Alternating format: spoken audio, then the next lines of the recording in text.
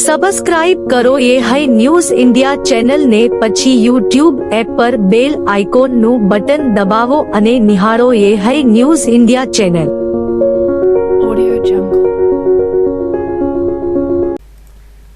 બનાસકાંઠા જિલ્લા વહીવટી તંત્રના ઉપક્રમે શક્તિપીઠ અંબાજી ચાચર ચોક ખાતે દિયોદરના ધારાસભ્ય કેશાજી ચૌહાણની ગરિમામય ઉપસ્થિતિમાં સામૂહિક સૂર્ય નમસ્કાર કાર્યક્રમ યોજાયો હતો, જેમાં સંસ્કૃત પાઠશાળા અને શ્રી અંબાજી કોલેજના વિદ્યાર્થીઓ, સુરક્ષા કર્મીઓ સહિત લોકો ઉત્સાહભેર જોડાયા હતા। કાર્યક્રમ અંતર્ગત યોગ કોઓર્ડિનેટરને પ્રથમ યોગિક પ્રાર્થના, સૂક્ષ્મ ક્રિયાઓ પછી હળવી કસરત અને ત્યારબાદ સૂર્ય નમસ્કાર, આસન અને પ્રાણાયામ તેમજ શાંતિ પાઠ કરવામાં આવ્યા હતા। આ પ્રસંગે ધારાસભ્ય શ્રી કેશાજી ચૌહાણે જણાવ્યું હતું કે પ્રધાનમંત્રી શ્રી નરેન્દ્રભાઈ મોદીએ યોગને વૈશ્વિક ઓળખ આપી છે। યોગ એક આપણી સંસ્કૃતિ છે અને તેનું જતન આપણી ફરજ છે તેમ જણાવી તમામ રોગના નિરાકરણ માટે યોગ શ્રેષ્ઠ હોવાથી જીવનમાં યોગ પ્રાણાયામનું મહત્વ સમજાવી લોકોને રોજિંદા જીવનમાં યોગને અપનાવવાની અપીલ કરી હતી। આ પ્રસંગે અંબાજી પીઆઈ જીઆર રબારી, સંગઠન શહેર પ્રમુખ બકુલે શુક્લા, દાતા તાલુકા સંગઠન પ્રમુખ અમૃતજી ઠાકોર, અગ્રણી Hemrajbhai Rana, Guinness book of world રેકોર્ડની ટીમ સહિત લોકો ઉપસ્થિત રહ્યા હતા।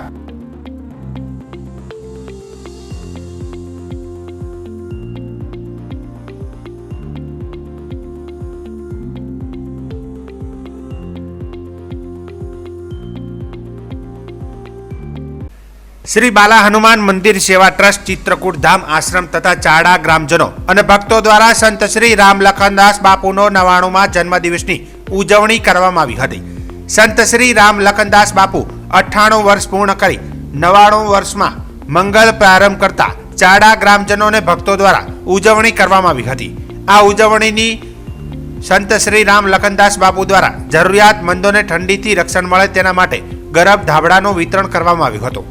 તમામ ભક્તો અને ગ્રામજનો માટે ભોજન પ્રસાદ રાખવામાં આવ્યો હતો। સંત શ્રી રામ લખનદાસ બાપુને જન્મદિવસની શુભકામનાઓ પાઠવવા માટે સંત શ્રી જાનકીદાસ બાપુ, ડીડી રાજપૂત, પતુસિંહ રાજપૂત, વિક્રમસિંહ રાજપૂત, પિલુડા, ગુલાબગીરી અતિત, જયંતિ કાકા આદર્શ પરિવાર, કેડી રાજપૂત, રમેશભાઈ રાજપૂત ચાડા, જગદીશભાઈ પરમાર, કાશીરામભાઈ પુરોહિત, પ્રકાશભાઈ સોની, હાજાજી રાજપૂત, ભુરાજી રાજપૂત, પરેશભાઈ મિસ્ત્રી સહિતના ગ્રામજનો અને ભક્તો મોટી સંખ્યામાં જન્મદિવસની શુભકામનાઓ પાઠવવા માટે આવ્યા હતા।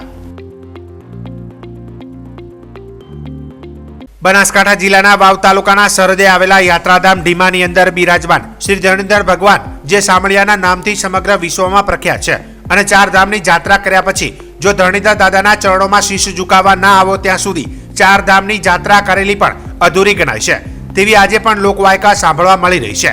તેવા વાવના યાત્રાધામ ઢીમા ગામની અંદર બિરાજમાન શ્રી ઢીમણનાગ દાદા, જે આજે કેટલાય પરચા ગુજરાતમાં પ્રખ્યાત છે, જે ઈસવીસન 1353 વર્ષમાં દિલ્હીના સુલતાન અલાઉદ્દીન ખિલજીએ ગુજરાતના પાટણ પર ચડાઈ કરી ત્યારે માર્ગમાં આવતા મહાનગર વારાહપુરીનો વિધ્વંસ કરી વારા મૂર્તિ તોડી નાખી અને ઢીમણનાગની મૂર્તિ તોડવા ગયો ત્યારે ઢીમણનાગના મંદિરમાંથી લાખોની સંખ્યામાં કાળા ભમરા નીકળ્યા હતા અને ખિલજીના આખા લશ્કરમાં ત્રાસ વર્તાવી ખિલજીને ભગાડી દીધો હતો।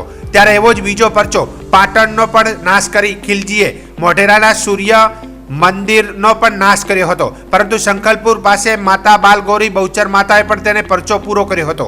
જેવા અનેક પરચાઓથી પ્રખ્યાત એવા ઢીમણનાગ દાદાના મંદિરનો શિખર પ્રાણ પ્રતિષ્ઠા મહોત્સવનો કાર્યક્રમ યોજવા જઈ રહ્યો છે। ત્યારે આજરોજ તારીખ 1/1/2024ના રોજ ઢીમણનાગ મંદિર ખાતે ઢીમા ગામના તમામ જ્ઞાતિના સમગ્ર ગ્રામજનો બહોળી સંખ્યામાં ઉપસ્થિત રહીને 3 ચિઠ્ઠીઓ મૂકવામાં આવી હતી અને ગામની દીકરી પાસે 1 ચિઠ્ઠી લેવામાં આવી હતી, જેની અંદર ઢીમણનાગ દાદાના મંદિરના શિખર પ્રાણ પ્રતિષ્ઠા મહોત્સવનું મુહૂર્ત સંવત 2080 જેઠ સુદ 8મ અને તારીખ 14/6/2024ના રોજ ઢીમણનાગ દાદાના મંદિરના ધ્વજારોહણ પ્રાણ પ્રતિષ્ઠા શિખર મહોત્સવનું મુહૂર્ત આવતા સમગ્ર ગામજનો દ્વારા મોં મીઠું કરી ઉત્સાહભેર મુહૂર્તને વધાવી લેવામાં આવ્યું હતું। આજે રોજ બનાસકાંઠાનું ગૌરવ એવું ગુજરાત રાજ્યનું પ્રખ્યાત મિની અંબાજીથી ઢીમા, બનાસકાંઠાનું વાવ તાલુકાનું ઢીમા ગામમાં ઢીમણનાગ દાદા મંદિરની પ્રાણ પ્રતિષ્ઠા માટે ધજાધજનું રોપણ જેઠ સુદ 8 તારીખ 14/6ના રોજ રાખેલું છે। એમાં ઢીમા ગામના સમસ્ત આખું ગામ ભેગું મળી અને આ કાર્યક્રમના મુહૂર્તની 12 તારીખ ગામ દાદા ઢીમણનાગે ધરણીધર ભગવાનની કૃપાથી અમને મળી છે। ખૂબ ખૂબ આનંદ છે। ઢીમા ગામના ઢેમેચા બ્રાહ્મણ પીરાભાઈ કાળાભાઈ મારું નામ। ભારતભરના હિન્દુઓ ગાયને પવિત્ર અને માતા તરીકેનું સ્થાન આપવામાં આવ્યું છે. ગુજરાતમાં ગૌવંશ હત્યા ઉપર પ્રતિબંધ મૂકવામાં આવેલો છે. છતાં દરરોજ હજારોની સંખ્યામાં ગૌવંશની કતલ કરવામાં આવી રહી છે. અનેક વખત ગૌ રક્ષકોએ ગાયોને કતલખાને જતા ગૌવંશને બચાવ્યા છે અને તેમના વિરુદ્ધ ફરિયાદો પણ કરવામાં આવી છે. ત્યારે સમગ્ર દેશ સહિત ગુજરાતમાં કતલખાનાઓ ધમધમી રહ્યા છે. છતાં કાયદો અને સરકાર તેમનું કાંઈ કરી શકતી નથી, જેથી ગૌ રક્ષકો અને સનાતની હિન્દુઓમાં ભારે આક્રોશ જોવા મળી રહ્યો છે. ત્યારે ગાય પર ક્રૂરતા ન થાય તેમજ ગાયને રાષ્ટ્રીય માતા તરીકે દરજ્જો અપાવવા સંતો મહંતો સહિત વિવિધ સમાજના આગેવાનો દ્વારા થરાદ પ્રાંત કલેક્ટર કચેરી ખાતે આવેદન આપવામાં આવ્યું હતું. જેમાં મીડિયા સાથેની વાતચીતમાં શ્રી રામ આશરા ટ્રસ્ટના મહંત જાનકીદાસ બાપુએ જણાવ્યું હતું કે સનાતન ધર્મમાં સર્વોચ્ચ સ્થાન શંકરાચાર્યનું હોય છે. શંકરાચાર્યની ચારે પીઠો, તમામ સંપ્રદાયો, અખાડાઓ, સાધુ સંતો, કથાકારો અને ગૌપ્રેમી સનાતન ધર્મીઓ ગૌ માતાને રાષ્ટ્રમાતા બનાવવાના પક્ષમાં છે અને જ્યોતિષ પીઠાધીશ્વર જગતગુરુ શંકરાચાર્ય અનંત શ્રી વિભૂષિત સ્વામી અવિમુક્તેશ્વરાનંદ સરસ્વતી મહારાજની નેતૃત્વમાં સનાતન ધર્મીઓની માંગ વધુ પ્રબળ બની છે. ત્યારે અમે ગાયને માતા માનીએ છીએ, પરંતુ સંવૈધાનિક રીતે ગાયને રાષ્ટ્રમાતાનો દરજ્જો અપાવવાની અમારી માંગ જો પૂરી થાય તો ગામ રાષ્ટ્રની ધરોહર ગણાશે અને રાષ્ટ્રધ્વજ, રાષ્ટ્રીય પ્રાણી, રાષ્ટ્રીય પક્ષી વગેરેની સુરક્ષા અને સંવર્ધન થાય છે. તેવી જ રીતે ગાયની રક્ષા અને સંવર્ધન થશે. વધુમાં ગાયને રાષ્ટ્રમાતાનો દરજ્જો અપાવવાની માંગ કરી હતી. અમારા ભારતના 4 જગતગુરુ શંકરાચાર્યોએ આ બીડું ઉપાડ્યું છે કે ગાય માતાને રાષ્ટ્રમાતા તરીકે જાહેર કરીએ અને સરકારશ્રીને આવેદનપત્ર આપીએ કે ભાઈ આજ સુધી અમે ઘણી બધી ગૌમાતા માટે લડાઈઓ લડી છે, પણ હવે અમારી આ આખરી લડાઈઓ છે અને આ લડાઈની અંદર અમારા 4 જગતગુરુ શંકરાચાર્યનો સપોર્ટ મળ્યો છે અને એમણે બીડું ઉપાડ્યું છે. અવિમુક્તેશ્વરાનંદજી મહારાજ કાશી પીઠના શંકરાચાર્ય, જેમણે ગૌમાતાને રાષ્ટ્રમાતા માટે જાહેર કરવાના જગ્યાએ અભિયાનો ચલાવવાનું અને અમે બધા સંતો સાથે મળીને આ કાર્ય કરી રહ્યા છીએ. અને આજે થરાદ કલેક્ટરશ્રીને ગૌમાતાને રાષ્ટ્રમાતા જાહેર કરે એવું અમે આવેદનપત્ર સરકારશ્રી સુધી પહોંચાડવા માટે આપ્યું છે. અને બધા ગૌભક્તો સંતો સાથે મળી અને જેટલું બને છે એટલું સત્વરે ગૌમાતાને રાષ્ટ્રમાતા જાહેર કરે એવી અમારી માંગ છે. બનાસકાંઠા જિલ્લાના થરાદ એપીએમસીમાં ચેરમેન, વાઇસ ચેરમેનની 5 વર્ષની ટર્મ પૂરી થતા ચૂંટણી પ્રક્રિયા હાથ ધરવામાં આવી હતી. જેમાં 15 બેઠકો પર 63 ઉમેદવારો મેદાનમાં હતા, જેમાંથી 48 ઉમેદવારોએ ઉમેદવારી પરત ખેંચવાના દિવસે પોતાની ઉમેદવારી પરત ખેંચતા 15 બેઠકોના ઉમેદવાર બિનહરીફ રહેતા ભાજપે પોતાની સત્તા જાળવી રાખી હોય તેમ ફરીથી ભાજપનો ભગવો લહેરાયો છે. એપીએમસી બિનહરીફ થાય તે માટેનો પૂર્વ ચેરમેન પરબતભાઈ પટેલે એડી ચોટીનું જોર લગાવી તમામ ડિરેક્ટરોને અભિનંદન પાઠવ્યા હતા.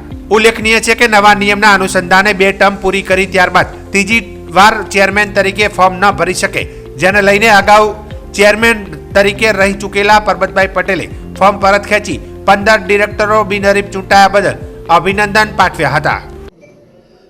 એગ્રીકલ્ચર પ્રોડ્યુસ માર્કેટ કમિટી થરાદની ચૂંટણી હતી, જેના ફોર્મ ભરવાથી શરૂઆત અને આજે છેલ્લો દિવસ ખેંચવાનો હતો. જેમાં વેપારી મિત્રોમાં 4, ખેડૂત વિભાગમાં 10ની જે ચૂંટણી તેમાં બધા જ જે કંઈ ફોર્મ ભરાણા હતા, ખેડૂત વિભાગમાં 15 હતા, વેપારીમાં 15 અને ખેડૂત વિભાગમાં 51 ફોર્મ હતા. જે રાખવાના તેમાં 4 ફોર્મ વેપારીમાં અને ખેડૂતોમાં 10 ફોર્મ રાખીને તમામ ચૂંટણીની પ્રક્રિયા પૂરી થઈ ગઈ છે. એટલે કે અમારા બિનહરીફ માર્કેટ કમિટી થરાદની ચૂંટણી થઈ છે, જેથી વેપારી મિત્રો અને ખેડૂત મતદારોનો જે મતદારો હતા અને આગેવાનોનો મિત્રો હૃદયથી દિલથી ખૂબ ખૂબ આભાર માનું છું કે બધા જ સહકારી ક્ષેત્રમાં ભેગા રહીને, કારણ કે આમાં મારો આપના પણ ઉમેદવાર હતા, કોંગ્રેસના ઉમેદવારો પણ હતા, પણ સહકારિતામાં એમણે પણ સાથ આપ્યો છે અને બધા જ ફોર્મ પાછા ખેંચવાના છે. બધાનો મિત્રો હૃદયથી દિલથી આભાર. બનાસકાંઠા જિલ્લાના દિયોદર રેલવે ઓવરબ્રિજ પર 36 કરોડના ખર્ચે નિર્માણ કરાયું છે. આ બ્રિજ છેલ્લા 4 વર્ષથી નિર્માણ કરાઈ દિયોદર, ભાભર અને કાંકરેજ તાલુકાના વાહન ચાલકોને ભેટ આપી છે. પણ ગણતરીના કલાકોમાં જ લોકાર્પણ કરાયા બાદ બ્રિજ પર અહીંથી પસાર થતા વાહનોએ બ્રિજની ચાડી કાઢી છે. ગણતરીના કલાકોમાં બ્રિજ પર અંધારપટ જોવા મળ્યો છે. અહીં બ્રિજ પરથી પસાર થતા વાહન ચાલકોને ભારે મુશ્કેલીનો સામનો કરવો પડે તેવી સ્થિતિનું નિર્માણ પામ્યું છે. જ્યારે રેલવે ઓવરબ્રિજ પર 36 કરોડના ઉપરાંતના ખર્ચે બનેલા આ રેલવે ઓવરબ્રિજનું લોકાર્પણ કરાયા પછી થોડાક જ કલાકો બાદ રાત્રિ દરમિયાન વાહન ચાલકોનો ભારે ઘસારો જોવા મળ્યો હતો. ખાસ કરીને વાત કરવામાં આવે તો આ બ્રિજના નિર્માણને લઈને 36 કરોડ રૂપિયાના માતબાર ખર્ચે નિર્માણ કરાયેલા દિયોદર રેલવે ઓવરબ્રિજ પર સ્ટ્રીટ લાઇટો વગર બનાવેલા રેલવે ઓવરબ્રિજ પર લાઇટોનો અભાવ જોવા મળ્યો હતો. આ બ્રિજ પર વાહન ચાલકો અને શિયાળામાં વોકિંગ કરતા લોકોને ભારે હાલાકી ભોગવવી પડી રહી છે. ત્યારે દિયોદર નવનિયુક્ત બ્રિજ પર અંધારપટ દૂર કરવા માટે સ્ટ્રીટ લાઇટોની વ્યવસ્થા કરવામાં આવે તેવી અહીંથી પસાર થતા વાહન ચાલકો અને અહીંથી પસાર થતા લોકોની માંગ ઉઠી છે. દિયોદર રેલવે ઓવરબ્રિજ પર સ્ટ્રીટ લાઇટો વગરનો આ બ્રિજ અંધારિયો બ્રિજ જેવો ભાસે છે. લોકોની માંગ છે કે દિયોદર આરએનબી દ્વારા કરોડો રૂપિયા ખર્ચે નિર્માણ પામેલા ઓવરબ્રિજ પર લાઇટોની વ્યવસ્થા કરવામાં આવે. તો બીજી બાજુ રેલવે ઓવરબ્રિજ પર કોઈ મોટી દુર્ઘટના સર્જાય તો જવાબદાર કોણ રહેશે તેવા અનેક સવાલો ઊભા થયા છે. અહીંથી પસાર થતા વાહનો ભાભર, દિયોદર, સુઈગામ, કાંકરેજ તાલુકાના લોકોને મુશ્કેલી વેઠવાનો વારો ના આવે તે માટે પીડબ્લ્યુડીના અધિકારીઓ દ્વારા રેલવે ઓવરબ્રિજ પર તાત્કાલિક સ્ટ્રીટ લાઇટો ચાલુ કરવા અંધારિયા બ્રિજ પર લાઇટોની વ્યવસ્થા કરવામાં આવે તેવી લોક માંગ ઉઠી છે. હાજી સાહેબ, અત્યારે આ રેલવે બ્રિજનું કામ આજે ઓપનિંગ કર્યું, આજે ઝગમગ થઈ રહ્યું છે. એ ઝગમગ તો માત્ર સાહેબ અત્યારે 2 દિવસ પૂરતું રહેવાનું છે, પણ આપણે સરકારને એવી માંગણી કરી છે કે એક એનું ધ્યાન દોરીએ છે કે જે અત્યારે ઝગમગ થયું માત્ર 2 દિવસ પૂરતું રહેવાનું. જો 33 કરોડ રૂપિયાના ખર્ચે આ બ્રિજ ખુલ્લો મૂકવામાં આવ્યો હોય તો અત્યારે માત્ર પબ્લિકની માંગ એવી છે કે રાતના ટાઈમે અહીંથી ચાલતા પબ્લિકને યા તો આવતા જતા સાધનોને ક્યારેક બની શકે કે આવો એક્સિડન્ટ બિના બની શકે. તો આપણે સરકારને એવું ધ્યાન દોરીએ કે ગ્રામ પંચાયતને કે જેટલું શક્ય બને એટલું અહીં લાઇટની વ્યવસ્થા કરવામાં આવે તો બહુ સારું રહે.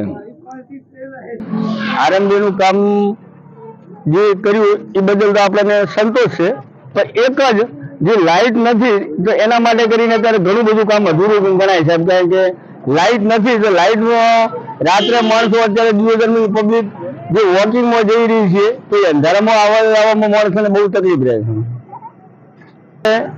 આ કામ લાઇટનું ધ્યાનમાં રાખીને જેટલું શક્ય એટલું વહેલું થાય એટલી આપણી માંગ છે. ધાનેરા ખાતે મીડિયા વિભાગમાં ગગનવાણી સાપ્તાહિકના તંત્રી અને તંત્રી સંઘના પ્રમુખ વયોવૃદ્ધ વડીલ એવા મહેન્દ્રભાઈ ચંદુલાલ સંઘવી તારીખ 31/12/2023 રોજ 76 વર્ષ પૂર્ણ કરી આજે 1/1/2024 77મા વર્ષમાં મંગલ પ્રવેશ કરતા તેમનો જન્મોત્સવ કાર્યક્રમ શિવ ડાઇનિંગ હોલ ખાતે સાંજે 6 કલાકે રાખવામાં આવ્યો હતો, જેમાં તેમને તિલક કરી ફૂલહાર અને શાલ ઓઢાડી સન્માન કરાયું હતું. આવનાર આમંત્રિત પત્રકારોએ મહેન્દ્ર કાકાનો ગિફ્ટ આપીને સન્માન કરાયું હતું અને કેક કાપી આમંત્રિત મીડિયાના તમામ પત્રકારોને સાથે ભોજન પણ લીધું હતું અને મહેન્દ્ર કાકા તરફથી તમામ પત્રકારોને બોલપેન ગિફ્ટમાં આપી આવકાર્યા હતા. આ મહેન્દ્ર કાકાને પ્રભુ દીર્ઘાયુ આયુષ આપે તેવી પ્રાર્થના કરાઈ હતી અને મોટી સંખ્યામાં પ્રિન્ટ અને ઇલેક્ટ્રોનિક મીડિયાના પત્રકારો અને તંત્રી સંઘના તંત્રીઓ હાજર રહ્યા હતા.